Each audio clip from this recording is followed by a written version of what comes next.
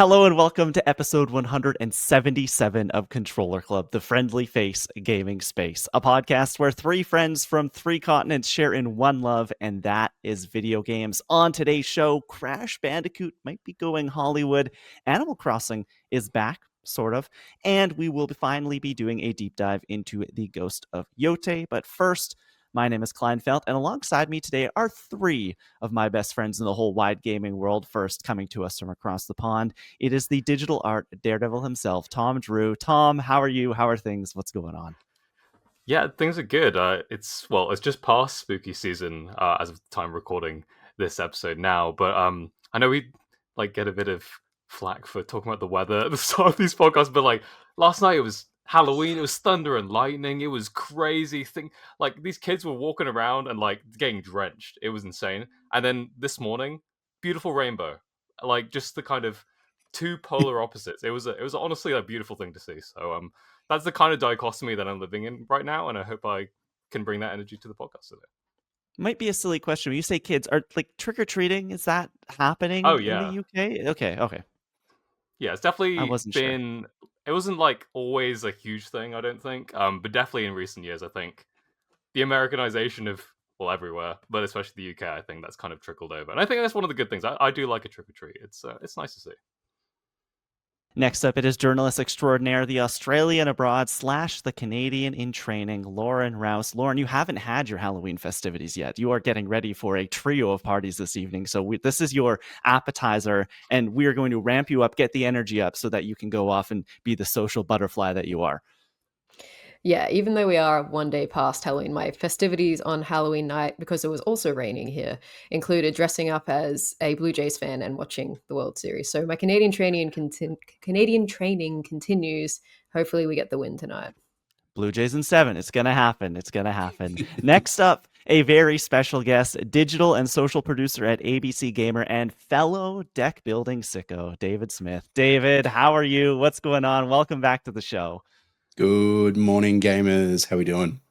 We are doing well. We are doing well. How are you? What is going on in your life in the world of video games? I feel like every time we talk to you, different backdrop. You are in a different place. The camera has, I think, been moved from the last time. Yeah, Same I'm room, constantly moving it angle. around. Yeah, I'm always moving it around, trying to. It is very warm and muggy in Sydney this morning. You can see my glasses fogging up already, so I'll just get rid of those. No, it is. I'm constantly moving it around. I'm in the same space I've been in since I've moved to Sydney. It's just evolving as we go. I'm constantly moving the camera around, trying to find the right cable length to get my webcam to work.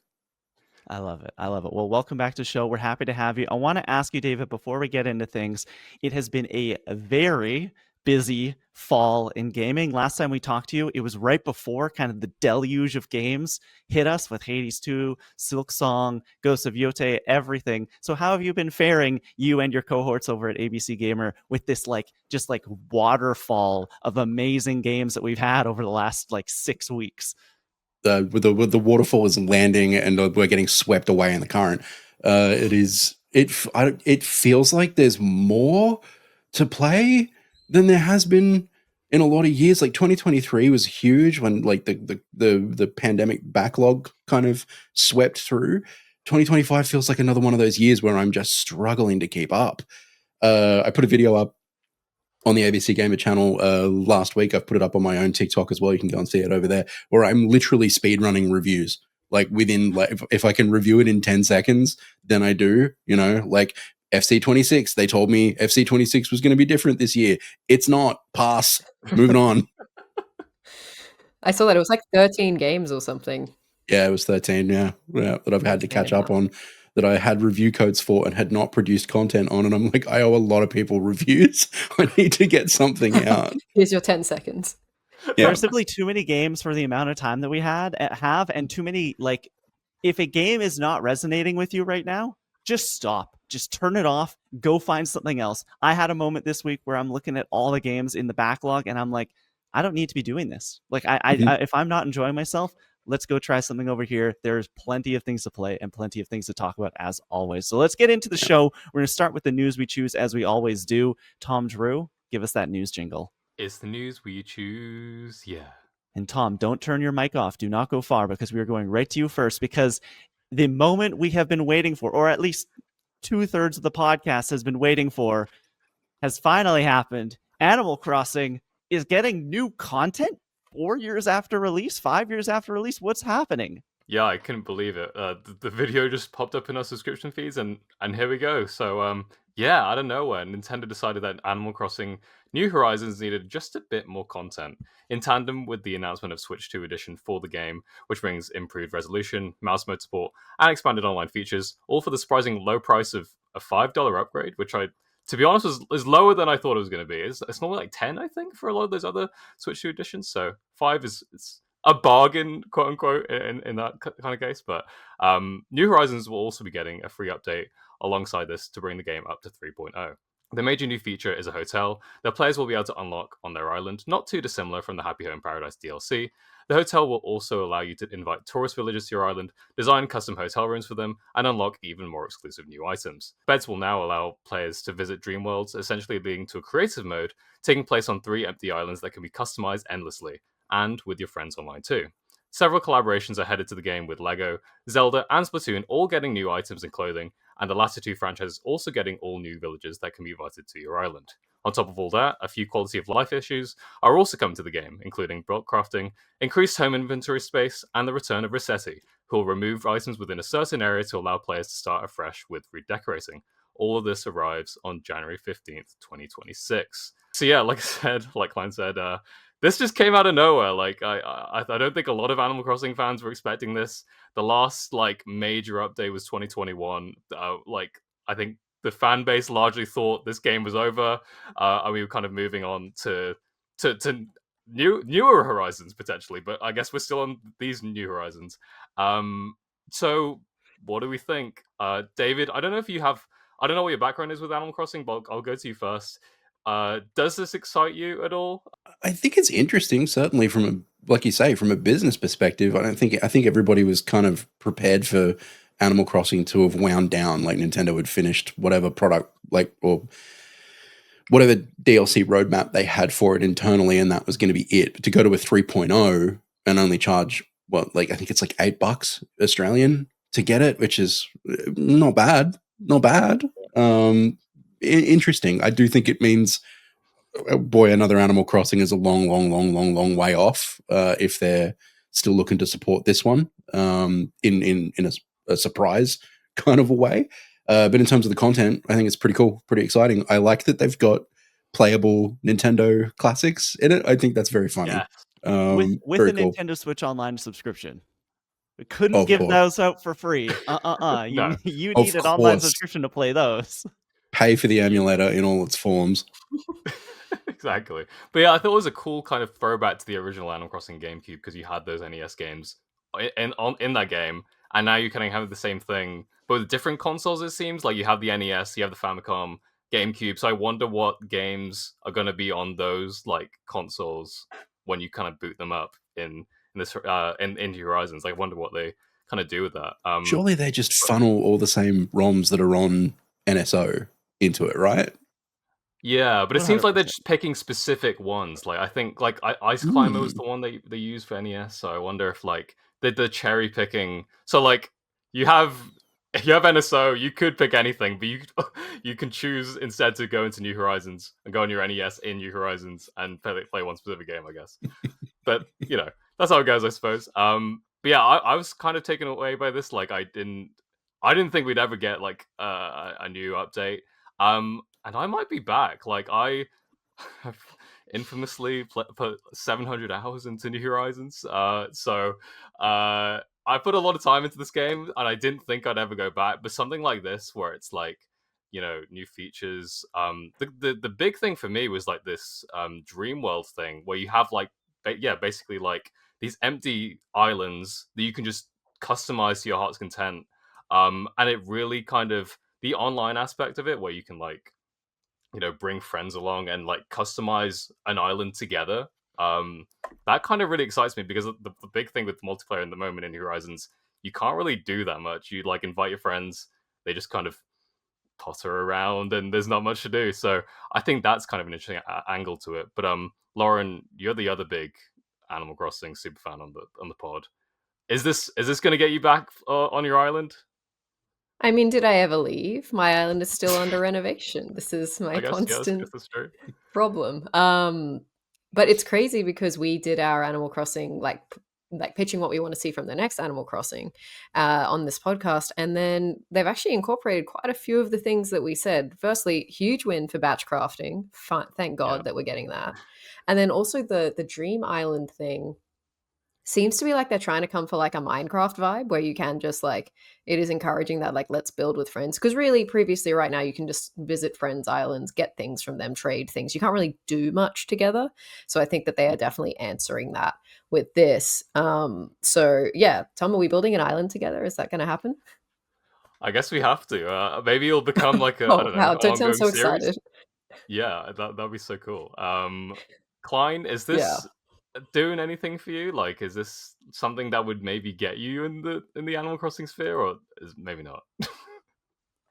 Honestly, I don't think I'll ever be into New Horizons. Like, I was there day one. I really enjoyed it. I like Animal Crossing on the GameCube is a classic for me. I love that game. It just, as I've talked about many times here on the podcast, when the pandemic hit and we all got sent home, Gabby took over my Switch for a brief period of weeks, and that New Horizons became her game. So it got away from me, and I think it is too far gone now. There's just too many things to play. I don't have the time to jump into it. Gab was very excited hearing about all of this. There was one thing that did pique my interest a little bit, and I'm surprised it hasn't happened sooner. It's just like collaborations. The Lego items in this like upgrade that they're doing is so cool and so unique. And Animal Crossing is like, or was at least, one of the biggest things in the world when this game came out. And it surprises me that there hasn't been more like brand collabs between Nintendo and other partners. I know that Nintendo is very like to hold on to its IP, but then it's also the same company that put out like a Mercedes DLC for one of the Mario Kart games. Like that, they have been known to reach out and talk to other brands when it benefits them. So Lego is super cool. I think the Zelda stuff, which is only, I think, hidden behind amiibos. I think you have to have the amiibo to get any of the Zelda items and things like I that. think for But the villagers, okay. I don't know if they've announced whether the items are locked behind it yet. But yeah, But I hope that this is kind of the start of a new era for New Horizons, because they are bringing out the Switch 2 version. Maybe they can get people back into it and they have a whole other plan. I don't know what it means for the next Animal Crossing game. Does it mean it's further away than we may have thought? Does like Nintendo is also Nintendo and could just be like, we're going to put this out and then in a year we're going to announce and put out another Animal Crossing game? I don't really know. It's just Nintendo is a confusing company and there isn't really any pattern to go off of. So I think it's cool that the people who love this game are getting more of it, but I'm not itching to boot it up.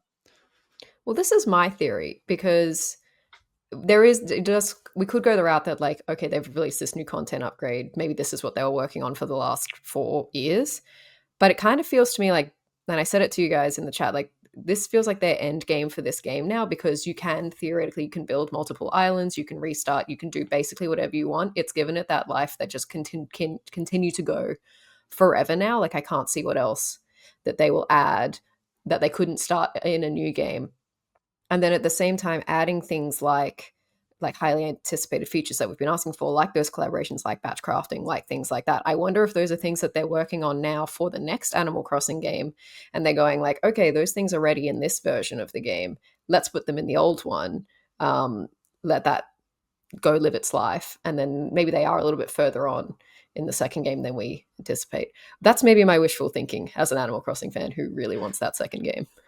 Or has some of this yeah. stuff been done for years at this point?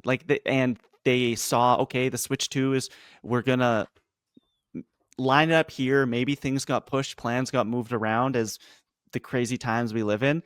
Maybe this was supposed to be like 18 months, 2 years after the original game came out. They said, you know what, we have a new console, let's hold off and do that. So this has just been sitting there. Nintendo has been known to sit on finished products for years at points.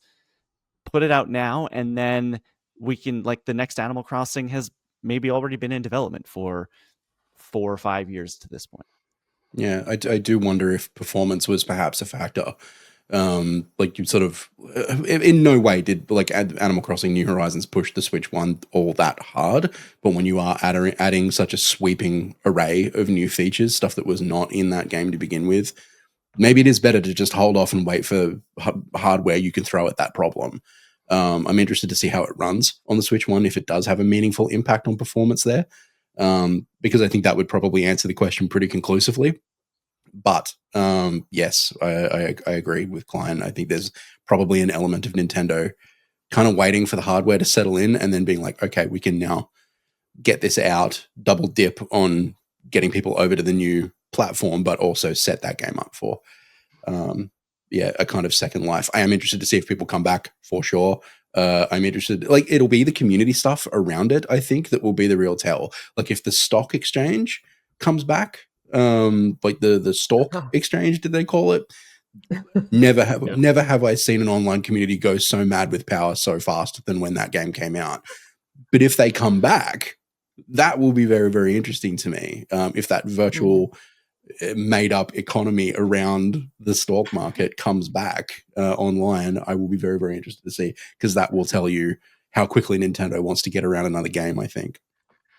Yeah, and I mean, like, New Horizons is like the second highest selling game on the first Nintendo Switch. So I think like, because I've been throwing around like, yeah, will they do like a Mario Kart 8 Deluxe thing where they just do like a, I don't know, $30 DLC thing? But I guess they already have the Happy Home Paradise thing. But maybe like their idea of the next game is like this $30 additional DLC. But I think they probably would be leaving money on the table like by not getting like a full game. I think people are kind of, they have that appetite, and this is kind of like just the stopgap of, you know, holding them over until that point comes. Although maybe they change their mind. Maybe they see like all these people coming back and like, okay, we've got to keep supporting New Horizons until even longer and push their game back even more so. But I don't think the next game is necessarily like, oh, it's not going to happen like next year or even the year after. But I don't think it's going to be like 5 You don't years think down the so? line. I don't know if I would be all that surprised if by the end of 2026 we at least know that one's coming. Yeah, I could see that. I just don't know if they would like announce a Switch 2 version and then like, Or did I say oh, there's a 2025? I mean, like next year, by the end of next year, by the end of yeah, 2026. I think we will have heard about the next Animal Crossing game. yeah, but I don't think we're gonna Interesting. like. I don't think we're gonna get it. Like, I don't think it's not gonna come out at the end of next year, right? Like, so, yeah, I don't know. I But mean, when Nintendo's they weird, announce it, I right? buy a Switch too. So Nintendo, if you want one more sale, you can announce it. There you go. They're not that hard to That's get anymore. I was in a Best Buy today, and there was some sitting right there on the shelf, and I was like, "Wow, Oh this is yeah. the first time I've actually seen one in the store." I yeah. think that's gonna wrap up the Animal Crossing talk, but we'll move from one universe full of just adorable anthropomorphic creatures to another one. Lauren, your story, Crash Bandicoot TV show happening, maybe? Maybe. Yeah, earlier this week, a report came out from What's on Netflix that they had exclusively found out that a Crash Bandicoot animated series is quietly in development at Netflix so far. No story details, no talent's been announced. Initially, they did report that Wildbrain was attached to the project. That's the studio behind Sonic Prime and several other series. But then they issued a correction saying that was not the case. So who knows who's behind this? But yeah, basically, this is the first time that Crash Bandicoot will front his own animated series, although there were plans in the past for a series between Activision and Amazon Studios, but that never came to be. That's kind of all we know. There's really not much to go off here, but I just, as a Crash Bandicoot fan for my entire life, I actually don't know how to feel about this. Did I want an animated series based on Crash Bandicoot? Do we need it? Also, how will it work? He doesn't talk. I don't know. I want to throw it over to you guys. What you think this could be? What do you want it to be? Yeah, David, you are our guest. Let me know what you think. I only have one take about this story, and that is that they better not make him talk. That's it. Agreed. What if it's just internal monologue? No, nothing. I don't want to hear from him. No Just the thoughts, head wall. empty. That's what he's gonna be. Yeah. You can only say whoa. I haven't played a Crash game in so long. Is it just whoa? He doesn't have like any other sounds that he makes? I don't think so. Okay. Everything else is For some making reason, sounds around I him. guess the sound I'm Yeah. thinking is the sound he makes when he spins, and that's Yeah. there's no vocalization there. No, I think he just says "whoa" when he dies. Or So it's just him Anything and Aku Aku just running around. well, the Aku characters Aku's around playing him talk. Yeah. Yeah, like Cortex Wait. talks and stuff. So. But do the other bandicoots? There's like the Yeah. Kong family of the Bandicoot world. Do they talk? Yes, Everybody Then else why does, doesn't yeah. Crash talk? one He's of a life's special He's like- mysteries. The same reason the Tasmanian devil doesn't talk. He's just like, he's like a mime. It's so that you can feel that you're Crash Bandicoot too. You can Exactly. imprint yourself upon the Bandicoot. That's so weird. Because he has a girlfriend, right? And she talks. Yeah, she speaks for him. Yeah, and then there's the sister. Coco is his sister. She talks. Yeah. So they can talk Huh. for him. It's no big deal. I don't know, like, because for me, like, where I come into this, like, I played a bit of Insane Trilogy, but like my entry point to Crash was always Twinsanity on PS2. And they would never adapt that. I'd like it'd be such a weird way to go with it, but like I think it would be kind of cool because that's the game that brings Cortex and like Crash together. You have to like work together. I think that'd be a kind of a fun pairing, like you guys are saying, like all of the characters just do a lot of the talking for Crash. So I think having like that kind of interplay of like, yeah, Crash not like saying anything and Cortex just kind of monologuing angrily of having to be stuck with this idiot would just be like, would make for a lot of fun for an animated series. Even though I don't know why, but even though like the Crash games are traditionally like 3D, for some reason I do want this to be like a 2D animated thing, unless they did like they went back like retro, did like a PS1 like art style, whereas like those 3D polygonal kind of things. But yeah, I don't know. I think this could be cool, but I just do wonder like what form factor it takes, because it's not my idea for sure, but I'd like it to be. Even if it isn't the Sonic Prime team, I think that it would feel and look like that. Like I think that this isn't for us. Even though Sonic Prime's actually pretty good, but this is like, let's introduce Crash to a new generation. Let's make it like, especially Netflix, which just has kids on lock. Netflix Kids is massive. Give them a Crash show. Let them experience these characters. Goes on goofy adventures every week. That's kind of like, I don't really want or need anything more than that. Well, that was going to be my other question. Is there a game in particular? Like, there's many Crash Bandicoot games. Any ones in particular that, if we had the choice, that they could adapt into a series? Like Tom, you mentioned Twinsanity. Anything from Klein or David? Not for me. I was not a Crash person. I didn't have a PS1 growing up. I had an N64, so it was Super Mario for me. Did you play the recent one, the number 4? Nah.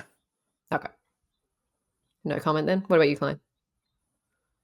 I don't know. I like Crash doesn't really have the like deep spanning lore that I think like an adaptation would really benefit from.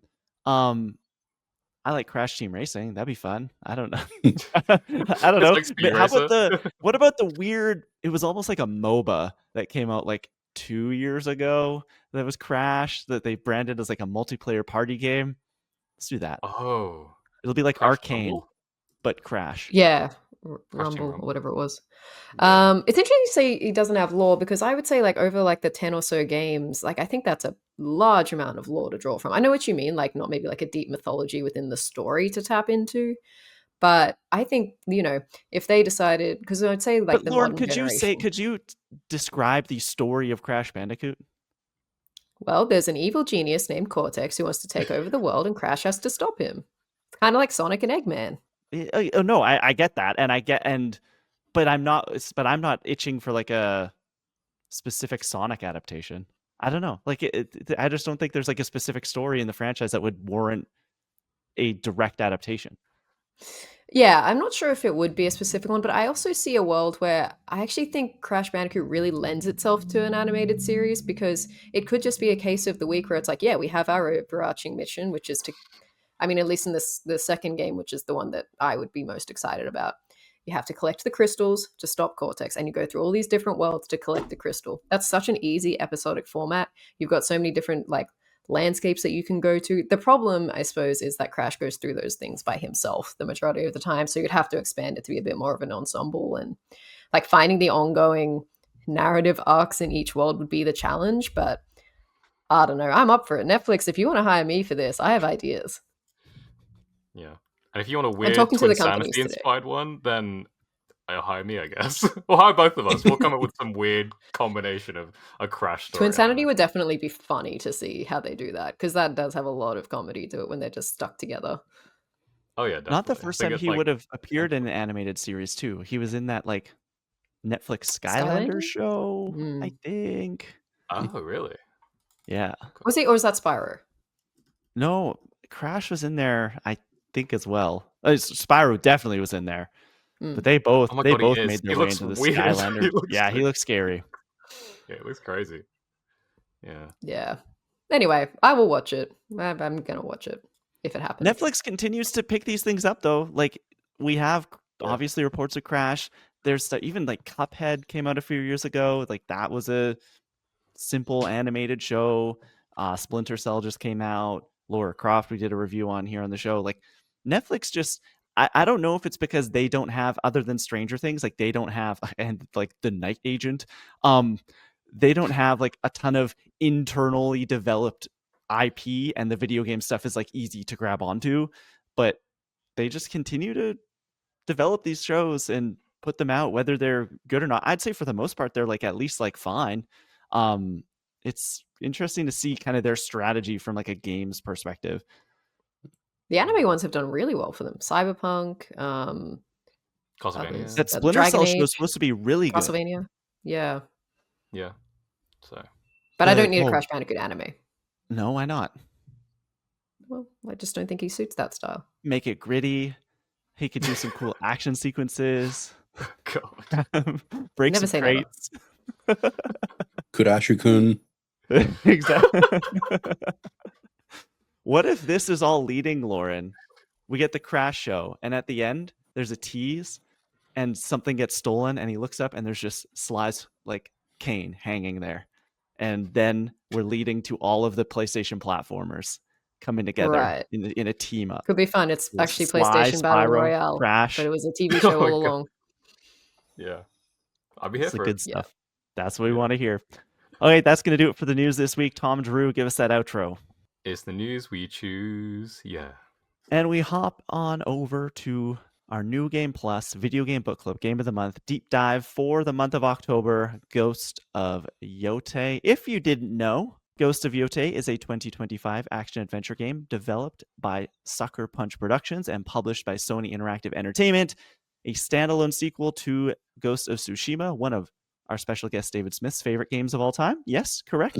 Yes, Nodding. 100%. Set in 1603 in Ezo, Japan, the story follows Atsu, a mercenary seeking vengeance against the Yotei Six for slaughtering her family 16 years prior. It was released on the PlayStation 5 on October 2nd.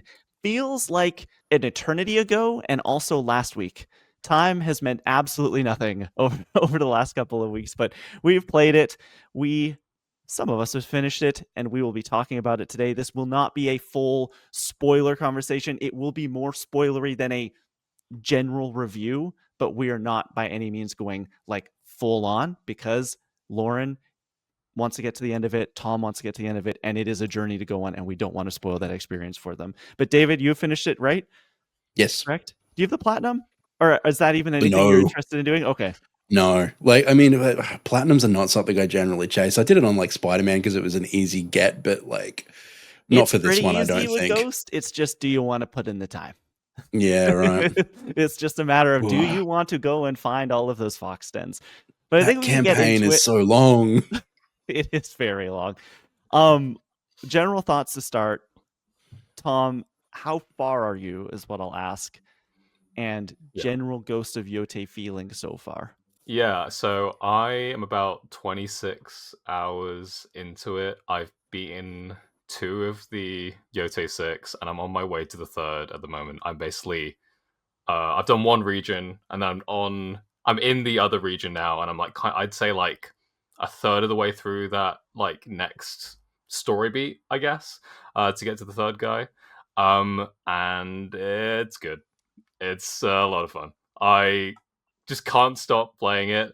And I can't stop playing it, and I still like I'm sitting here. I haven't finished it because like I play it, and there's just so much to do. I I told myself I was like, I'm gonna sit down this weekend, and I'm gonna try get as far in the story as I can, and it was just impossible because you keep getting sidetracked in the best way possible, sidetracked with all these different things, these different other missions that are just like so compelling. Um, on top of all the really good story stuff that's happening in the game. The combat, I think, is a step up from Tsushima. The world is just like I didn't. I think I said like initially when I'd like just started playing the game, like I didn't know whether it would live up to some of those kind of highs that Tsushima had because they like some of the locations you go to in Tsushima are just like jaw dropping, but some of the places that you go in this game. I just like, I mean, the photo mode is a killer for me because it's like I'm stopping every like 5 seconds trying to take a screenshot of all these gorgeous locales. But yeah, just like really loving my time with it. And I just can't wait to play more of it. Really, David, we'll jump to you next. How many hours have you approximately put into Ghost of Tsushima or Ghost of Yotei? Oh Whereabouts boy. are you in your Ghost of Yotei journey? Are you done? Have you put it away? Are you still dabbling now that credits has rolled? And what are your general feelings? I think I've got about 75 hours it took me to like do everything I wanted to do. Yeah, knocked over the campaign. I've done a bunch of side quest stuff. What a game. What a game. Just so impressed with it. It grew on me the longer I played it. I got to talk to Rob Davis, the narrative lead on the game at PAX Oz this year. Lovely dude. Australian, as it turns out. Very, very cool. And he sort of spoke to what you were talking about, Tom, where you are bouncing from one thing to another. There is so much to do.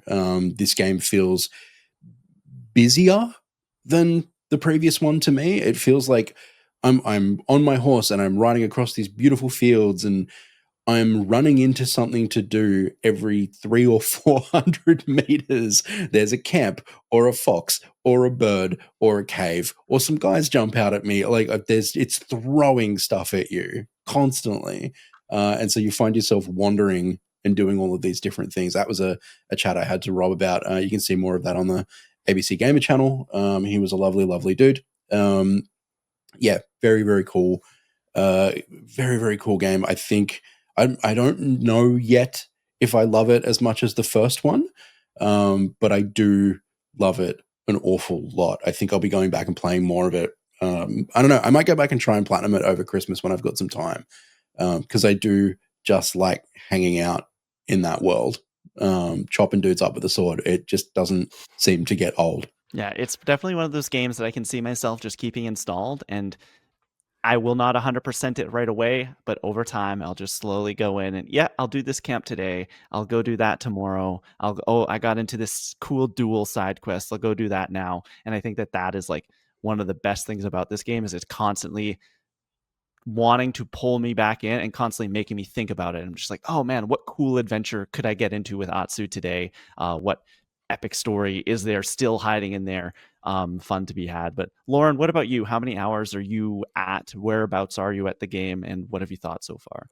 Yeah, well, we all know that I was super late to the Tsushima party. I started playing it like last year and then didn't finish it. So then I ended up playing it like 3 weeks before this game came out. And I totally rushed through that campaign to get to the end and hated myself for it because I guess I didn't really get the full experience of Tsushima. And I didn't want to do that with Yotei. So I said, I will be taking my time.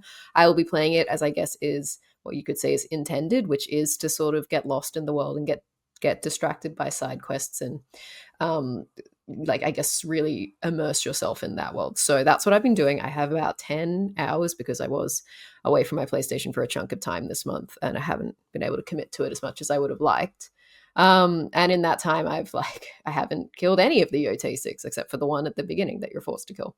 But I have seen like pretty much I'm doing that thing where the map is like just a white piece, like covered in fog. And I'm like making sure that I've shaded away all of the fog and seen literally everything. So I think I'm having like a much more immersive experience this time around. And I think the comparison that I have to mull it a little bit more as I continue, but the comparison that's coming up for me is the jump between Horizon Zero Dawn and Horizon Forbidden West, where it was the second game was a lot more expansive. They doubled down on a lot of things, but they also changed a few things, like a few systems that maybe we preferred from the original, or maybe the story was a little bit more better in the original, but then the second one got expansive in a way that we prefer. So that's kind of how I'm finding it. Like I love both Horizon Zero Dawn and Forbidden West, but for different reasons, and that's kind of how I'm feeling about Yotei right now as well. Yeah, it is. If you didn't like Tsushima, you probably won't like Yotei because it is more of everything from that game, and they have made a few little changes, getting rid of the stances, adding more weapons, doing a few different things like that. But ultimately, like, this is the ghost formula has kind of been cemented with this game, and I think that's what we're going to get as we get into more and more sequels going forward. For me, I think about 70 hours. I think it was like 65, 68. I had a whirlwind journey with this game. Of course, it comes out at the beginning of October. We've just gotten Hades 2 a week earlier. Super Mario Galaxy 2 dropped on the Switch 2 on the exact same day, which is a game I've never played and am like itching to get through. And I had a house to myself. Gab had gone away, and I was like, video game Pandora. It's like, this is, or video game Valhalla, I guess. It's not Pandora, that's the Avatar planet. This is it. Like, this is, I have as much time to do whatever I want.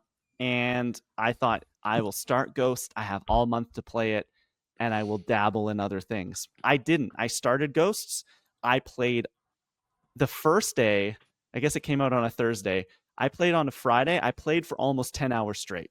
Just right through, and it wasn't a like, I need to do this, I just couldn't stop. And it's got to those nights where you are sitting there at 1 a.m. going, I have to go to bed, but there's one more thing to do, and then you do it and you're like, I have to go to bed, but what about that? And I kept pushing the goalpost. By the end of the weekend, I had more than 30 hours of the game done. It was a long weekend, I think, too. It was Thanksgiving. Long, I don't know how, but there was 30 hours by the end. The days blurred together. My eyes hurt. And I absolutely adore Yotei. I have since weaned myself off of it. It is now something I'm doing in controlled short doses. I had a great, glorious weekend with it, and I loved it, but am taking it in smaller chunks going forward. I finished the game. I'm headed towards platinum. I think I will do it just because I do really like a lot of just like existing in this world. They make it so easy to have fun, and I think that's the best compliment I can give this game. Is it's just, there's always something around the corner that is inherently fun and will have a reward for doing it. Nothing is wasted. Something that I really enjoyed about Ghost of Tsushima was how it kind of took a formula we know quite well, which I will call the Ubisoft formula, this open world with lots of things to check off.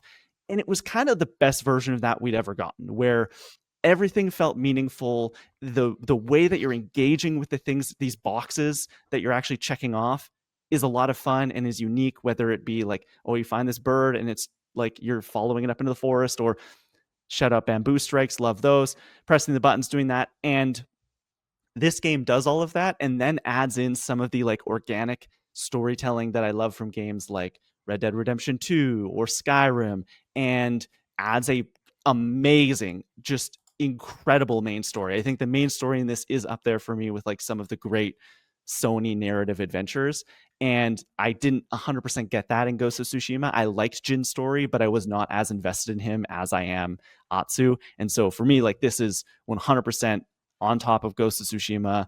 I can't wait to see what they do next. I absolutely adore this game.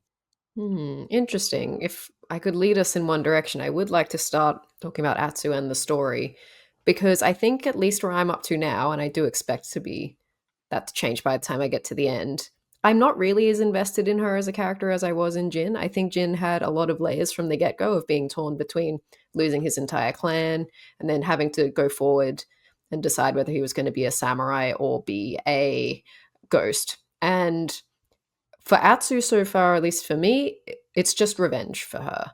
And I do love the setup, which is like the Yotei 6 and the gang and picking off the different gang members. That's very Sly Cooper, so that's really fun for me. But I think I do love Erika Ishii as Atsu. I think she's doing a fabulous performance, and I like that. But I think as far as the journey goes so far, I'm not as invested in it as I was with Tsushima. I felt similarly when I sort of got the campaign rolling. Atsu was a bit of a tough nut for me to crack, at least initially. It definitely felt like she is hollow. There is nothing here but the quest she has given herself. No one's asking her to do this. She's just doing it because it's all she can think of to do. And it wasn't until I started moving a little further into the campaign and some of the side quests as well, where parcels of her personality start to sort of bubble back up to the surface. Very early on, there's a quest where she's with Jubei, who's an important character in the game. He takes her back to the samurai camp. He's like, I need to go and talk to my boss really quickly. Wait here. I'll be back. Don't break anything while I'm gone. And he leaves, and she kind of turns around, and there's one of the wood chopping mini games behind you. And you can go over, and the guy who's running the wood chopping mini game is wearing this idiotic hat with a big plumage on it. And she strikes up a conversation with him and is like, can I give this a go? He says, sure, but why don't we make it interesting? And she's like, all right, I want your hat. And immediately I was like, there you are. There you are. A little piece of you just like found its way out. Like there's still this sense of humor in there. And sure enough, you complete the thing. He gives you the hat. And then Jubei comes back down from like the command post he's been talking to. And he's like, what are you wearing? And she's got the hat on. Like it's fantastic. Like really great little character stuff that they've thrown in. Though I do agree, I liked Jin in the first game a lot. I liked the central tension of that samurai shinobi push and pull that he had. I really liked that he felt torn about what he needed to do. Atsu feels no such compunctions. It is get the job done, and I will use all the tools that I've got. And boy, does she have a lot of tools. She is comically laid down with items strapped to her back, to her sides, to her arms, to her legs, to her belt. She is bristling with weaponry. I can't believe how much crap she's hauling around. There is no end to the she is like the third act of Home Alone as a person. She is just setting traps and blowing guys up using darts, arrows, whatever else she's got. A very, very different character. It took me a while to warm up to her, not anywhere near as much as it took me to warm up to Jin. Though I know, like Klein, your opinion on Jin is not an uncommon one. There was a lot of people who felt like he wasn't necessarily a very interesting character, probably one of the more boring ones in the Sony kind of like history book. But I don't know. I felt a connection with the guy. By the time I got to the end of the Yotei campaign, I felt a lot of affection for Atsu. Like she does open up as that story goes on. So keep pushing through that, Lauren, and get into the side quests as well, because there's a lot of stuff in the side quests that really kind of fills in the edges of her, like just kind of sketches in who this person actually is, or in some cases could have been if the awful things that happened to her did not happen to her. There's a moment that I think, Lauren, you were very close to, where a character is introduced where she cracked wide open for me. At like when it starts and I'm like, you're on a revenge quest. Why are you doing this? Like you're Ellie in The Last of Us Part 2. It, like just nothing's going to stop you. Nothing's going to stop you. And you have nothing pushing against you. And then this moment happens. And for the rest of the game, you have this foundation of like, no, why am I doing this? Why am I doing this? What, the people around me are asking me that, but I still continue to do it, and then realizing, wait, what's like, maybe I don't need what I ultimately needed. And I think that is like it adds a layer to her that I found Jin just to be like he felt like a video game character, which I don't know what I mean by that. He just was kind of two-dimensional and just an avatar for me to slice things with. And Atsu gets this depth that I didn't necessarily find in the first game. Yeah, and I think the thing that I like about Atsu, I also mentioned here as well that I don't know if you guys mess around with the language settings, but I've actually been playing the whole game with like the Japanese voices, just because I nice. was like, I started off, I was like, I'm just gonna try to see what happens. And I really like it. It feels really immersive. So I think I have like a different, almost I'm getting a different flavor of like these different characters like performances, I suppose, which is kind of interesting. But yeah, I think what David said about like the side quests, like they really do a good job of like like filling in the gaps of like um what makes Atsu tick, and there are like certain side quests that like parallel what Atsu's going through, and that really adds a different kind of element, and you kind of empathize with her even more and see where she's coming from. And then also like other side quests where you see like the more playful side of her, which like at first you wouldn't really expect to kind of have this like revenge seeking, kill everything with a million weapons kind of character. But yeah, I think as it's gone on, I've really kind of come on board with Atsu, and like the other characters in the game that you meet, like the different masters that you meet when you are training different weapons and that sort of stuff. I think they really do a good job of fleshing out the world with Atsu and beyond that, and just like the kind of characters you interact with and that sort of stuff. Even every member of the Yotei 6 themselves, like each one of them have such yeah. unique personality that then is represented in the game, in the area around them. I think that like the Kitsune section specifically, I was like, this is not the game I thought I was getting. Like there are things happening here where I am like so super surprised by what is happening on screen right now and what you actually have me doing that I wasn't necessarily expecting from a Sucker Punch Ghost of Tsushima thing, and it filled a void for me in some like games that I'm like, man, I wish we've gotten more of this franchise or more of this franchise. Yet Yotei is kind of combining a bunch of these things that I love and kind of letting these different characters have their own sort of moments and their own sort of like little even like gameplay systems amongst the Yotei 6 that represents their personality. I will throw out there, this couldn't be like less related, but I will throw out there, Lauren, I think it's so funny that the game you likened it to was Sly Cooper in terms of like the plot structure. I know, but the plot structure instead of like Kill Bill, which is what it plainly is. Well, I just saw the narrative through line clearly from being a Sly Cooper fan. They're like, oh yeah, even like the Wolfpack now we have the stuff is super Sly Cooper. Yeah, characters. Yeah. Having spoken to Rod, there'll be people in the studio who are very pleased to hear you say that. Hell yeah. Yeah. I also like adding to the Atsu thing. One of the cool gameplay elements that they've included in this game is this being able to switch back and forth from the present to the past in the moment and in the same area. It's a very cool thing. There's like a similar mechanic. I think I've seen it in Dishonored 2, 1. I think it's 2, which I just fascinates me how they can do that with gameplay. That's a very, very cool thing. And I do like how I get to see, I think that's a good way of anchoring us to her story, seeing that past timeline. One of the coolest on-screen effects and controller like effects happening at the same time in unison. The oh my god, and they use the controller. And then it was like that poof and into the memory. It reminds me, want to talk about weird games we're gonna like in this game too. Reminds me of Titanfall 2, that campaign when you start doing the like time flashing stuff at the end of that. But yeah, they really do, like, to segue again, use the controller. I think unlike really any other first party game that I've seen, it's like all like they've really incorporated that DualSense into. I should point out that my DualSense broke this week, so I had to go buy a new one. So that was really frustrating trying to play that. But I love how they've sort of expanded on incorporating the side activities to the controller. So I mean, sometimes it's a little gimmicky, but doing the paintings is using that touch bar. Doing the coin flicking game, I love that game. Putting your finger on the trigger, and I think it's cool how that they've expanded it. I don't need to blow into the mic though to start fires. Don't need to do that. Definitely like an element of Sony being like, please use all the controller doohickeys. This is mandated. Oh, for sure. Yeah. Yeah. Because no one else does it. Only PlayStation first parties do.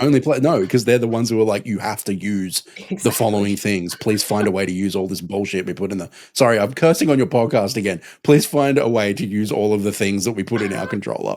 Yeah. No, I think like some of them are a little gimmicky. Like the fire one is kind of, once you make one fire, it's like, okay, I've done this like a million times now. And they make you do it so much. Skip that. Let's get out of here. Let's keep going. You can skip but it. Forging your sword is cool. Oh, okay.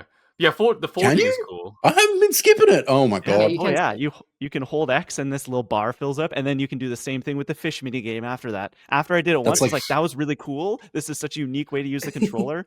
Then Come on. I'm done. I don't need to do Oh it again. no, And David and best that's Tom have part, definitely lost like like 10 2 hours hours of of the my game total today. Yeah, playtime. Yeah, genuinely. literally. Oh my if you god. have the Yeah. microphone on your controller unmuted, you can blow into the mic to start the fire. That is something you can do in this game. Oh my Oh, god. I haven't done that. I didn't even know that. Yeah, that's wild. Yeah, like some of them are cool. I think the one Laura mentioned, the painting one, I really like just because for me coming to it, I think it's just interesting seeing how they take these abstract lines and then slowly it's like, oh, this is like a tree and this is like a river and that sort of stuff.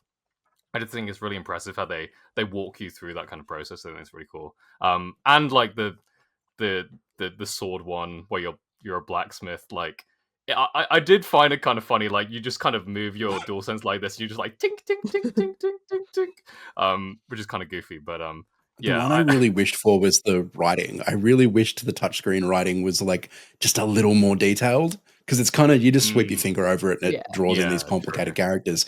And I was kind of like, let me Duolingo this a little bit more. Let me finesse it just a little Yeah. bit more. Mm. Yeah, like if you're drawing kanji or something, like I think that could maybe the third game Yeah. they incorporate this. Yeah, teach us That'd be cool. Japanese. Yeah. Something that I actually, jumping off of that, something that I think I want to give this game's flowers for is it actively made me even more interested in learning about the history of Japan and the world that it takes place in. Because like I think that this world is so cool, setting it on Hokkaido, north of like the mainland, in this post kind of like, I guess right at the like beginning of the Shogun era.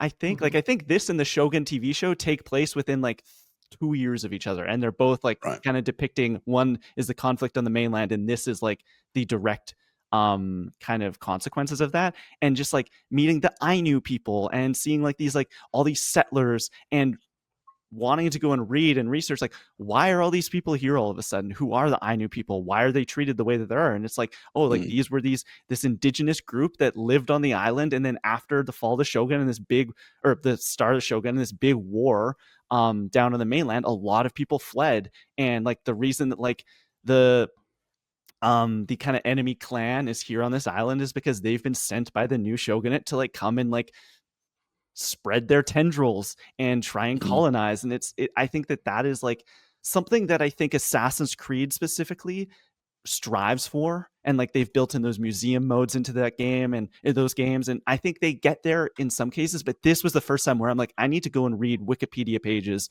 of all of this, just because I am so fascinated by these people's plight and the like world that they're setting this game in.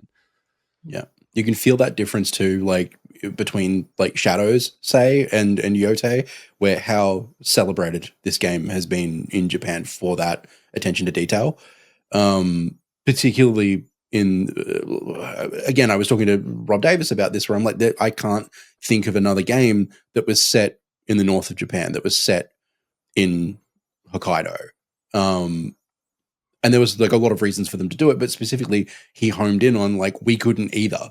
Like it's kind of this untapped resource. We went to this tiny little island off the south coast for Tsushima, and we're going to take you to this huge chunk of land at the top of the country, which interestingly no one has ever really done anything or much with in a video game before. Certainly not in this particular time period. You look at something like Shadows, I think you bang on, Klein. Like Ubi absolutely strives for this kind of historical like attention to detail. Do they get there? They don't seem to as often as necessarily they should, maybe. Shadows was very popular in Japan. It did very, very well. And so it should. It's a great game in its own right. But it doesn't have this kind of attention to detail to it that really spoke to Japanese history in a way they've massively responded to.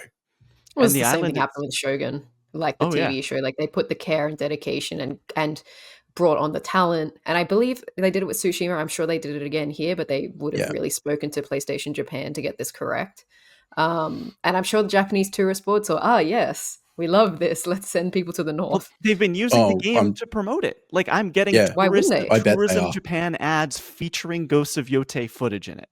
Yeah. Yeah. Please come to Hokkaido. Like everybody goes to Tokyo, everybody goes to Osaka, everybody goes to Kyoto. They're all heading south. They start at Tokyo and they head south. Please Yep. come to the north.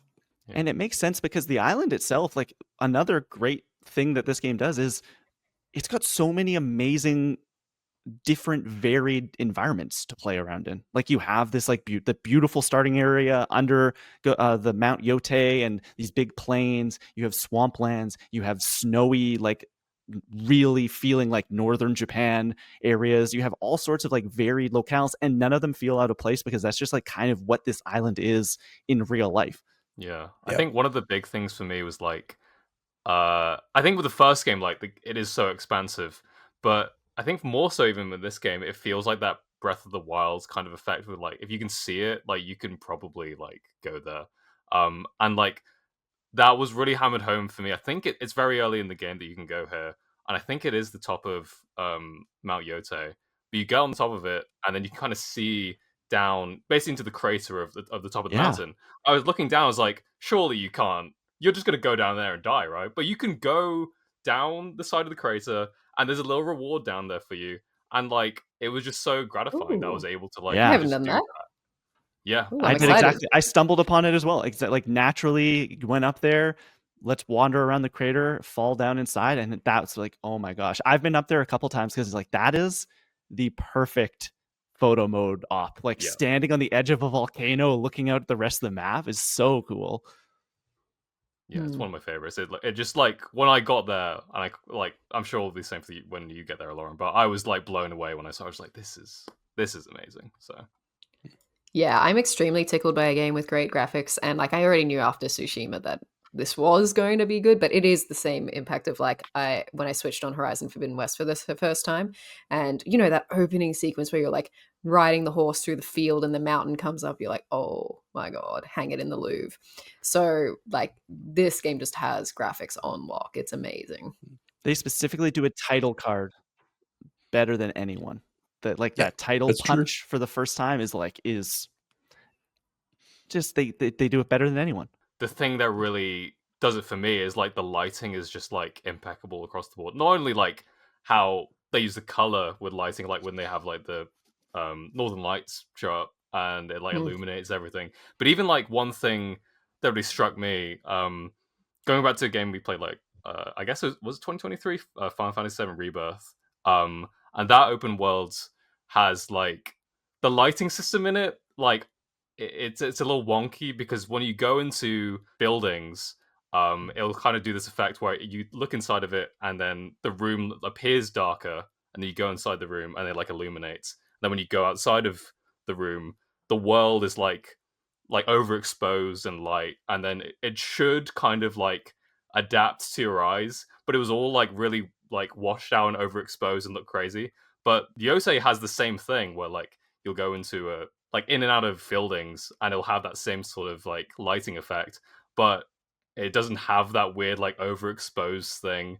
But you can like look outside and it looks true to life, like where it's like all brightly lit when you're inside the building, and vice versa when you're outside of it. So I just think the attention to detail, from the lighting to the world design, it's just like they've put so much effort into it. I think it's like it's just super impressive.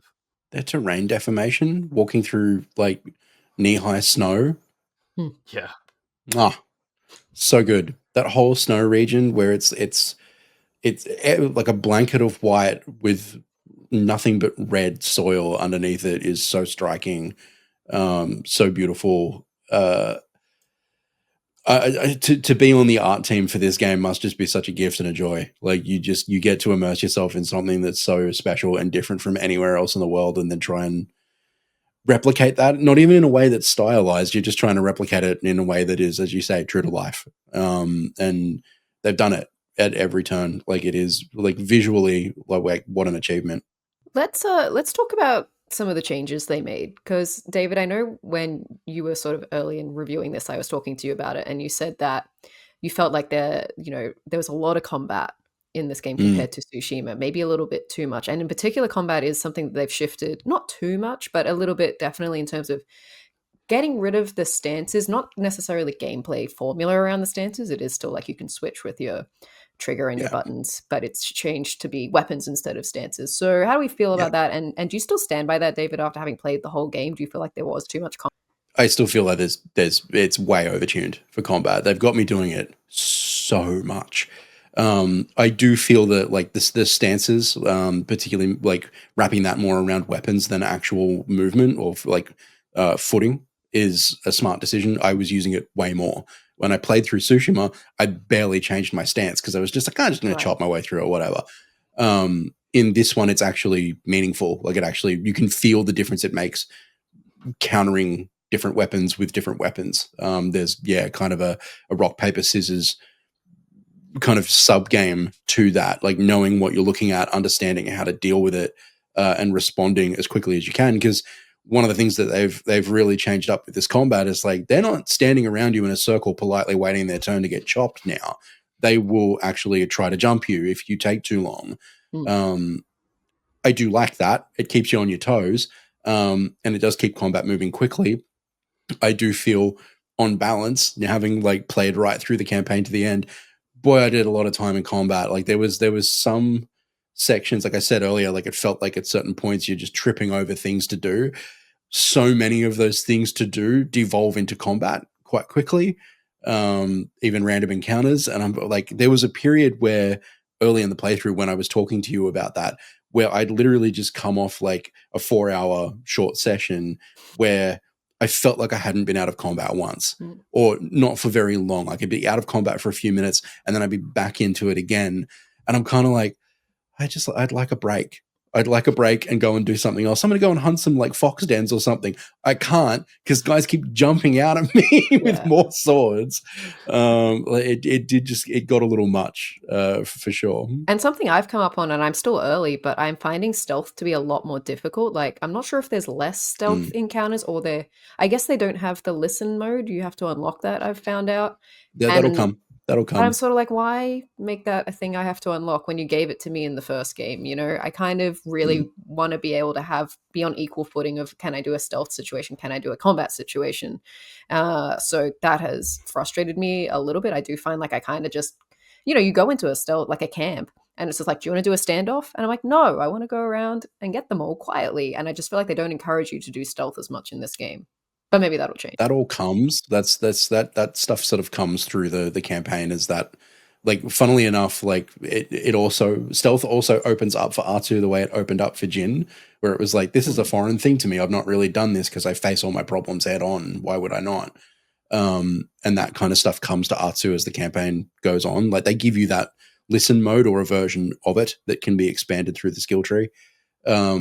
There's a lot of like stealth stuff you can use, and by the time you're even halfway through the campaign, if you're ticking off shrines and things like that to keep the points flowing, then you can turn R2 into a pretty nasty stealth machine for sure. Okay, that's good to know.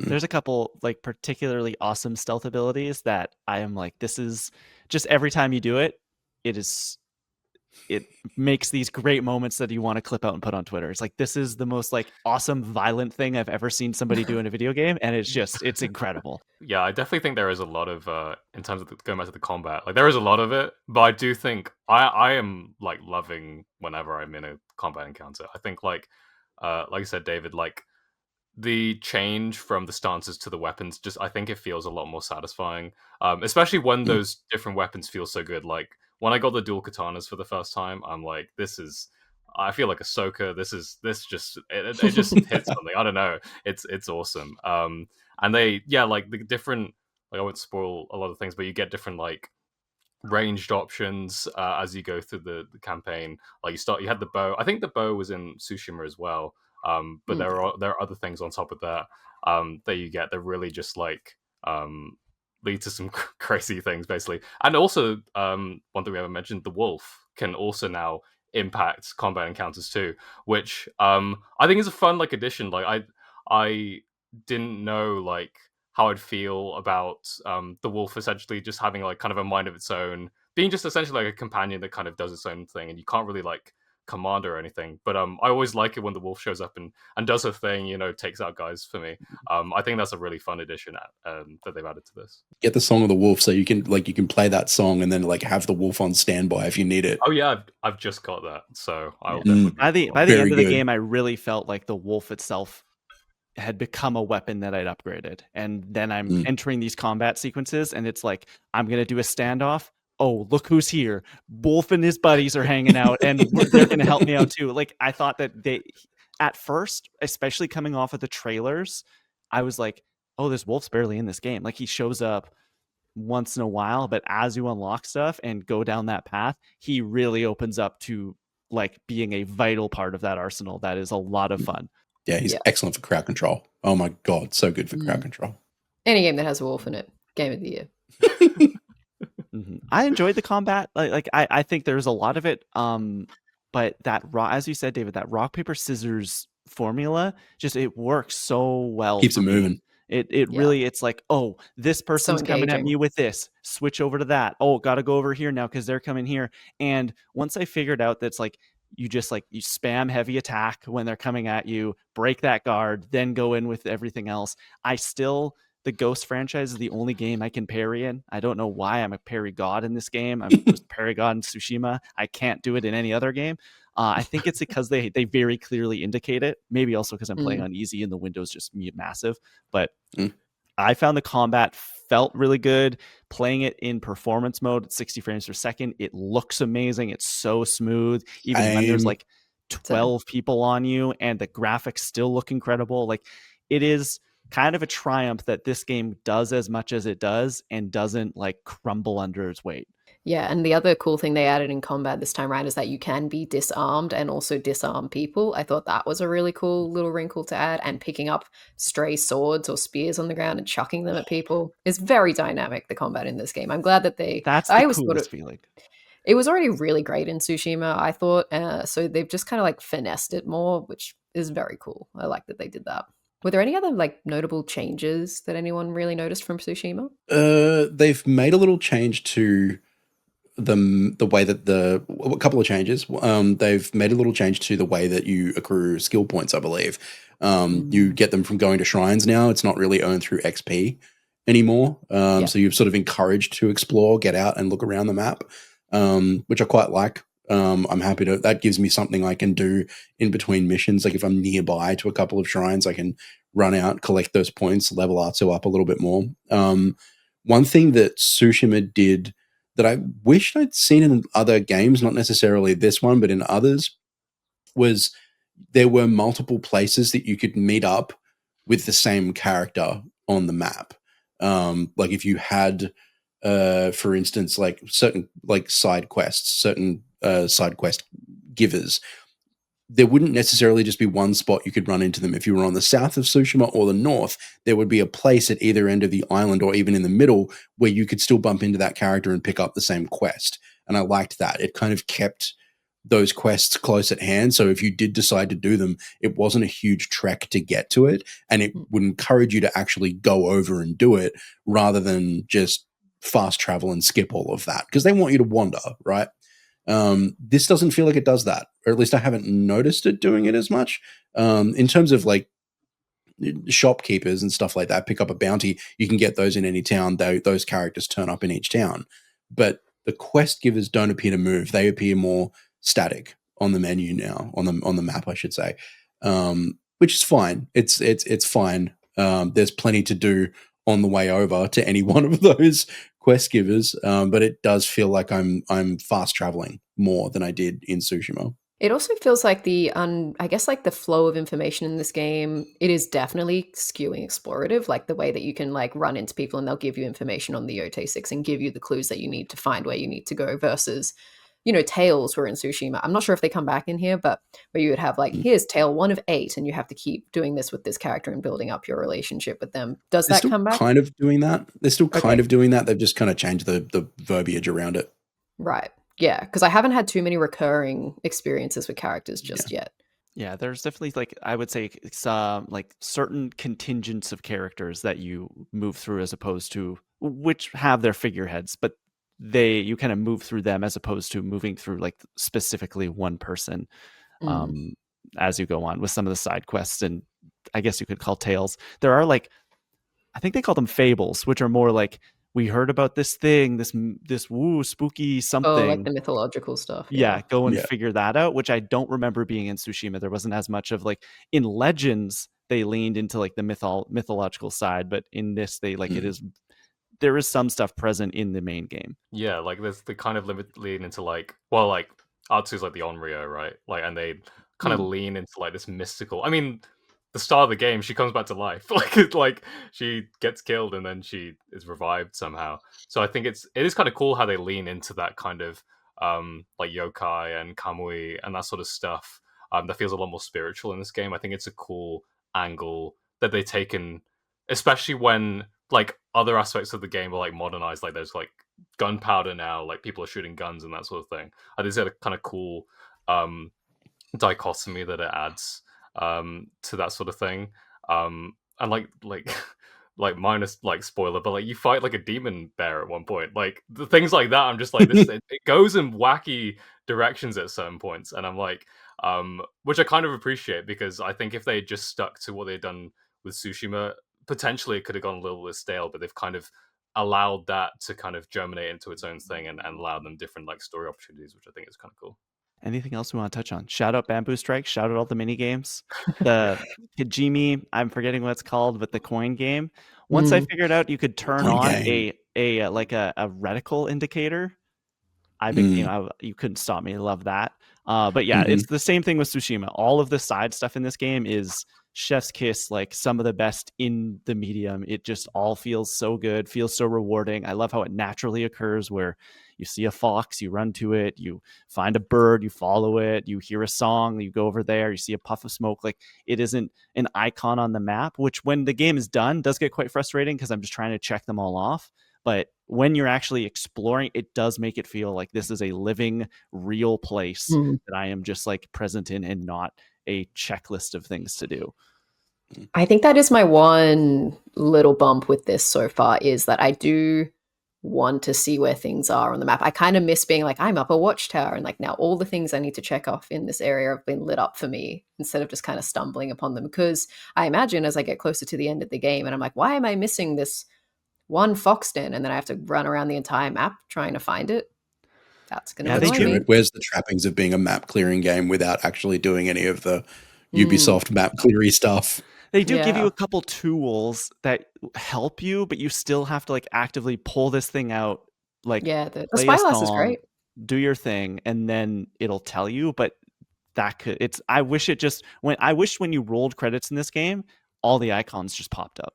I was just gonna say, there are some people you encounter like that will tell you like, oh, I don't know if you know, but there's like a hot spring over there and that sort of thing. So, but they don't put it on the map for you. No, they just say they just say it's nearby. Good luck. They'll give you a map and then you can put it on there. Yeah, I've had some who are just like, there's a spring nearby, and then I don't know where it is. My favorite thing about that map mini game is that like you can just spam it. If you just spam X anywhere on the map, it will eventually be like, here, just put it over here. Well, if you do nothing, if you don't touch it if you can't get it within 10 seconds, it tells you. Thanks for the faith, Sucker Punch. That's great. Thank God. The only other thing I want, which is not at all appropriate to the game all the time, is like, I want to be able to glide. Give me a glider. Yeah, I did it like Rise of the Ronin. Back to Assassin's Creed, baby. I just hate not being able to like jump off the side of something and glide around. So maybe if they go a little bit further forward in the future with the third Ghost game, we'll get that. I do love that like one of the unlockable perks is like negate all fall damage if you press circle at the right time, and you can fall from any height and just roll and you're fine. There's a risk though. You got to press it at the right time. Yeah. Oh, well, what I do is the second I start falling, I just start spamming circle. Fair. Yeah, the only other like small quibble, I don't know if you guys ran into any of this, but I had like a few, not even like issues, but like technical hurdles or hiccups every now and then. Like one that stuck out to me is like you have this thing we like grapple, and you can like swing along on this like grappling hook. And I did this thing where I was swinging with Atsu, and she was like swinging up to a ledge, and she just kept going, and then she was sliding on the ground with the grapple still going. I think I took a video of it, so I'll put it in the on the video version. But it was just like a weird thing that happened. It's like, okay, sure. It didn't like necessarily take me out of it. Like, it's not something I'm gonna strike the game down for. But there are little technical like hiccups that I noticed. Which I didn't like necessarily noticed like when I was playing Tsushima, for example. But I don't know if you guys run Grappling and climbing, man, thwarting physics engines since 2005. It's a menace. Something I will say about the grappling hook specifically, and like some of the platforming and stuff. Who needs Uncharted? I've been itching for a new Uncharted game. This game gave it to me. Like, there was even like some there's like the mountain puzzle side quest things you can get that are so Uncharted temple stuff. I'm like, this is you're filling a void for me right now in my heart that I wasn't expecting to get here, and it's making me very happy. Just get Nathan Drake like reskinned into this game, and it's just an Uncharted game Nolan North hunting down the Yotei 6. Yeah, exactly. Anything else we want to shout out, or how are we feeling? Do Lauren, Tom, are you feeling comfortable putting a number on what you've played of Yotei? I could give it a tentative one, I guess. Yeah, I could do like in progress. Okay. Yeah. David, have you done a full review of this over at ABC Gamer? We sure have. You can go and find that on the channel now. Excellent. What would you give out of 5 stars your experience with Gods of Yotei? It's a 4 from me. 4? For sure. Like, the more that I've played it, I felt the better it got. The more it kind of rewarded you for the time you've put into it. It is constantly giving back. Great game, another feather in Sucker Punch's cap for sure. Lauren, what about you? Yeah, I think it's a 4 for me as well right now where I'm at with it. Like I said, it is reminding me so much of that jump between Horizon Zero Dawn and Horizon Forbidden West, where it expands in some ways that I'm loving and in other ways that I'm still getting used to. So I will reserve judgment until the end. We can like maybe do a re-updated one once Tom and I have finished it. But so far it's like definitely a 4 out of 5 experience for me. Tom? Yeah, I think not to be the same as these guys, but I think it's probably a 4 as well. But with potential to go up. I think yeah. Like what you guys have kind of said, like teasing the kind of story like elements that are to come with this game. I think that's what's going to take for me to like bump it up like by a half or another full star. But I mean like at where I sit right now in the game, I think it's 4, but it definitely I could see it rising for sure. I think I'm also gonna give it a 4. Okay. I think it might honestly, like, I'm gonna say something. I think it might be the most 4 out of 5 video game ever made. Real. It is so impeccably well made. It is this awesome open world that you can explore. The story is great, all these things, but it never, for me, reached that next step where I was like, oh my god, this is a generational thing, or this is like the best game I played all year. I don't think Ghost of Yotei is the best game I played in 2025. I think it's a very, very good game I played in 2025, but I don't think that it is like it gets to that like even like Uncharted 4 level or Last of Us. I just named 2 Naughty Dog games. But just or Breath of the Wild. Like it never completely fully blew my mind, which I was wanting it to because I was like getting so close to that. I could feel it, but it never really opened up for me. Yeah, it's definitely like there's nothing revolutionary about it. It's mechanically, just really good at what it does. Creatively, it just hones in on what Tsushima did and does it better. Like when we were talking about the climbing and the swinging a moment ago, like that, there is so much that is taken from other PlayStation games as well. That's not just necessarily a comment on Yotei. That is a comment on PlayStation games, PlayStation first-party titles in general. I don't know if you've noticed, they're very similar, all of them. That has been like they're all kind of borrowing from each other. Like it's not reinventing the wheel. It's not setting out to do that. But yes, I agree with you there, Klein, for sure.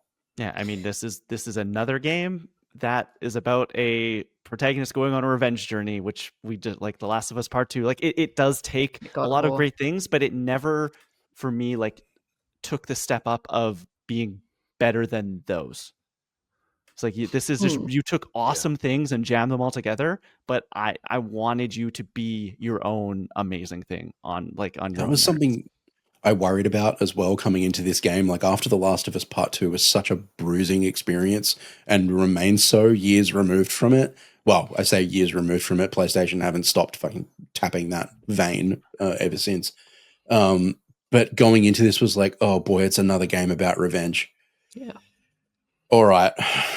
Yeah, all right. I think it Strap goes in in for some this different one. places. Like I Totally. will say that by the time this thing ends, I'm like, oh, this isn't the same story as The Last of Us Part 2, which I'm happy about.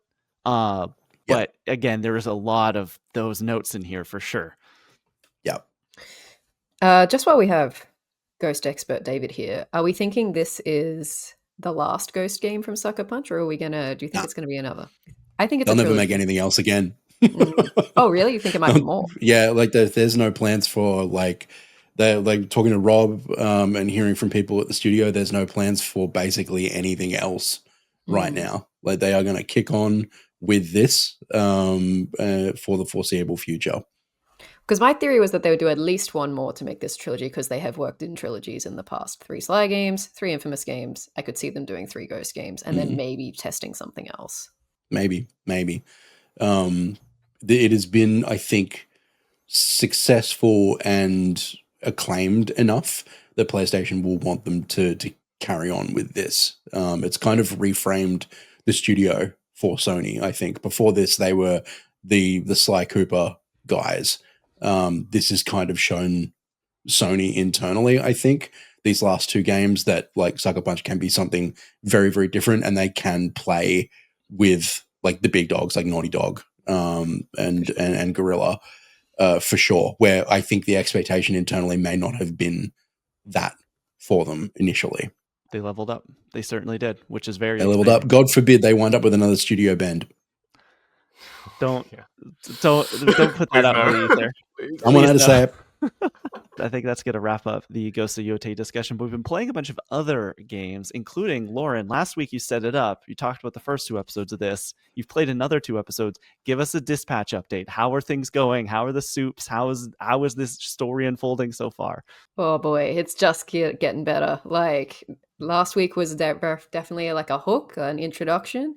3 and 4, as all good TV does, it kind of like gets a bit in deeper with your characters, and they've also like threw some curveballs in the gameplay. I want to shout out, like I said, my controller broke this week. I was so desperate to play Dispatch that I played remote play on my phone. So that was fun. Thank God it wasn't a more complex game, but I think I did fail some missions because of that. It's just so good. Definitely this week's episodes made you make some really hard decisions with these sort of people that you are just becoming invested in. And like, I can't wait until I get to go back and see the other, like the pathways that I could have taken. David, have you played Dispatch? Are you aware of Dispatch? I assume you are, as we are Critical fans. I'm aware of it. I have not gotten to play it yet, but I am interested in doing so. You're going to love it, I think. It is very Critical Role vibe. Yeah. But loving it. I'm just happy to have some Telltale stuff back, man. Oh, yeah. How nice to have some Telltale stuff back. Yeah, the criticisms that have been thrown at this that I've seen online are that you don't have any like exploring sections, which I think you did in Telltale games, but I'm not really missing it because I think that the cutscenes are just so engaging and the animation is so good. So yeah, I'll have another update next week on episodes 5 and 6. But also just shouting out, I'm still playing Hades 2. I beat Kronos. I did it. I'm so excited. Let's go. Yes, I did it this morning. So proud of myself. The second phase. How? I got there today again, and I'm like, I don't know what to do. Okay, I'll tell you later. Yeah, please. Yeah. Yeah. I haven't been playing much at all. I actually got back into Hades 2 because I think my Pokemon journey might be done for right now. I ranked up. I think I am rank C. I think I'm very close to the end of the game. And then it kind of was like, here's more of the same things to do to get to the next thing. And I was like, I don't know if I need this right now. There are so many other things that I want to play. I want to finish Hades 2. David, you have written down here you're playing Ball Pit. I want to play Ball Pit desperately. There's like so many other. I haven't started Silk Song. Like there are so many games that if I'm not like fully invested in my time, which I was up to this point in Pokemon, I'm like 25 hours in, but I got to a point where it's just like, I don't know if maybe I'm not the very best like there ever, like, you know the song. I can't do it. I can't be Pokemon Master this time around. Maybe eventually I'll come back to it, but right now it's just like, okay, especially because it's the same city, it's the same surroundings, and you're asking me to do the same 3 things again so I can rank up another letter grade. I'm done. And my team's cemented at this point too. I'm like, I'm not gonna, if I catch anyone else, I'm not bringing them into my party. It's kind of over for me, I think. Yeah, I'm still pretty early on in my Pokemon Legends ZA journey. I think I'm on rank W still. And even now I'm kind of like, okay, we're doing the thing again. We're going to doing the ZA Royale thing. We're gonna and it is getting a little repetitive even now. Obviously I'm still very early in the game. But yeah, I'm still kind of chugging along. But Yotei, like the contrast between Yotei and Legends ZA is just like, I mean, they're very different games, but like just the attention to detail, like it's night and day. So yeah, I think I will as the. I mean, you mentioned that you and David are deck building sickos, Klein. I'm the Pokemon sicko, and unfortunately, I'm like handcuffed to this franchise, so I will have to see this through. But it will take a little bit to get through it. Heavy as the David, head. David, as I teed up, Ball Pit, what do you think? I played the demo on Steam. It is like, oh, just inject that into my veins. I want It's to play it. so good. What are you playing it on? Because I've heard it's on Switch and I think I want to play it on Switch, but I don't know how it's running on that. I haven't played it on Switch. I was playing it on Xbox and PC because I grabbed it on Game Pass. What a game. Oh my days. This is just like a classic, another Devolver classic where they've just spotted something really different and really special and gone for it. The sort of, I guess the easiest way to describe Ball X Pit is like a combination, like deck builder roguelike combined with like Breakout, like the old like Commodore 64 brick breaking game. You're sort of you're throwing these small balls around a like column area, kind of like an old shmup or something like that, bouncing these balls around, breaking through different enemies, and all of these different balls that you've got that you can throw around have different effects on them. So some are going to be more powerful, some are just going to have like sustain abilities, or they're going to add like poison or other types of damage. You can build a really mean character depending on like what you have unlocked, what sort of base stats for the different characters you've got. And in between times, you're going back to a small town outside of the pit, and you're using the same ball bouncing mechanics to build your city and level up your characters. It's fantastic. I cannot get enough of this game. It is so addictive. It is another one of these just one more run type games. Fantastic gear. I really can't get enough of it. I think the number one thing that it does that blew me away when I was playing it, because you jump in, you have the character, you're upgrading, and I've, as somebody who loves these sort of games, I talked about it a few weeks ago, Flickshot Rogues, another great roguelite that just came out. You see it so many times where it's like you get an ability, you can shoot more balls or whatever, but then you meet your first fusion ability where it's like, hey, those two abilities that you have that you've upgraded, we have a random assortment of hundreds, it seems, this whole table of, what if we just mash them together? And now you have a super powered ability that does something completely different, and you've opened up a slot to add another ability because these two things have become one. And then it was like, oh, okay. And then you're looking the builds are crazy. It's crazy. And then the characters at first, as you said, there's ones that do poison and ones that do fire. And then I'm seeing photos of ones where it's like, hey, you have another version of yourself that's also shooting balls on the other side of the screen. And like, so you have balls shooting from both sides. And it's like, sounds so much fun. I loved the demo. It's very Vampire Survivors in that regard. Like it's very like the more you're playing, the more you're getting back out of it. It is so smartly designed. Like Breakout meets Vampire Survivors meets deck builder roguelikes. It's genius, really genius. It went straight into the game of the year conversation for me for sure. What about this other game you've been playing? Is Jurassic World Evolution 3, is that also climbing up the ranks? It's great. Really good game. Like I'm a big fan of this series. I think that with the Jurassic World Evolution games, Frontier have found a way to make park builders that are incredibly accessible. They're not so easy as to be completely mindless and just kind of boring in terms of park builders, but they're not so crunchy that you're just drowning in menus like you can be in something like Planet Coaster or Planet Zoo, which they also make. These are such great, like accessible, pleasant park builders to play, even though it is Jurassic Park and eventually, life finds a way and everything gets out of its pen and makes you feel very, very stressed. This is the third one in this series. I wondered after the second game if they would get another bite at this apple. I'm very, very pleased that they have, even though Jurassic World Rebirth has thrown some real lore curveballs at them. This game is set before Rebirth came and kind of messed up the dinosaur lore, where they were like, no, they can only live around the equator or whatever it is. Like, they can only survive in this thin strip of land around the equator. And because this is set before that movie came out and ruined everything, like, they're basically like, no, you can have dinosaurs wherever you want. You can build your park in all of these different places around the world. They've made a change from the second game. In the original Evolution, the main campaign was a series of islands that was kind of challenge based almost. All of these different islands had different kind of challenges to overcome. There was one island that was very small that had like high power use.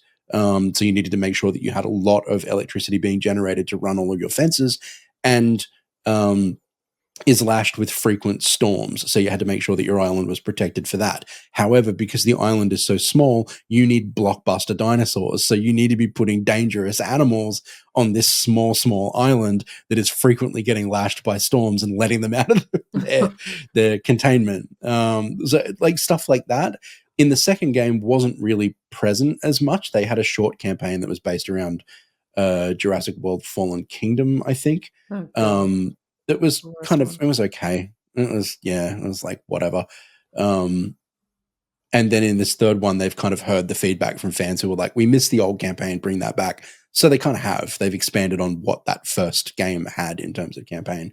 There's still plenty of other stuff to do. They've got the sandbox mode back, and a bunch of other stuff that you can play through. If you like a park builder, or if just in general the idea of a park building game where you run a Jurassic Park yourself sounds good, I promise you will have a good time. These are so good. They're so much fun. It's only just come out. Please check it out. I want this series to continue because I like it a lot.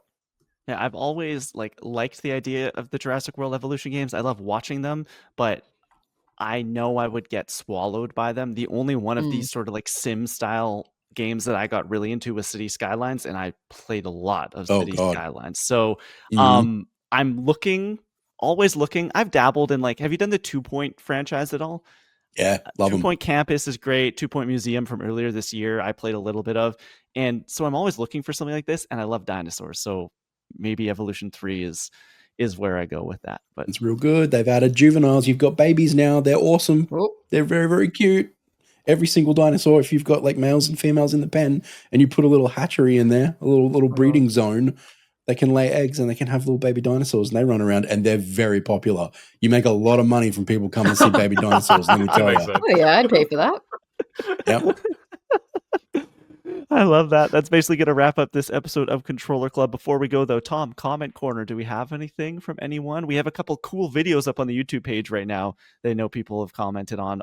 Lauren went to Hollywood Horror Nights and saw the Five Nights at Freddy's Horror House. I suffered for my art. Fallout, and yes, they looked very scary. Yeah, I gotta say, people have been, especially the FNAF one. I mean, the FNAF fans, they love FNAF, so they've really come out with that. Yeah, they really are built different. So yeah, we got a couple comments on that Halloween Horror Nights video from, oh god, how do I even say this username? I'm gonna try at banana-b10-q2n. Is this a bot? This could Rolls be right a off bot. the tongue. Probably. Anyway, looks like a really fun place. Hope you had a good time. So if you're a real person, thanks. If you're a bot, thanks as well, I suppose. Yeah. Thanks for the engagement. Yeah, we love that. That's perfect. Yeah, I think I'm looking through here because I did not plan for this at all, which is great. Oh, we also got it's not like it's a regular segment. Yeah, it's not like it's my one thing I have to do every week. We got one comment here from Brian Cortero, as always, on The our homie. Lauren's Arkham, not Arkham, but it's basically an Arkham game, Lego Batman Legacy of the Dark Knight impressions. And Ryan just says, how to make the Lego Batman games more peak, make it feel like the Arkham games. Definitely one of my most anticipated games for next year. And definitely after Lauren played it and shared her thoughts on it, like I'm like hyped for this game. I really want to get back into an Arkham Light, like you said. It looks like a lot of fun. So yeah, thanks for the comments. Thanks to the FNAF community for showing up. We got a lot of subscribers from that video. Yeah, thanks so much.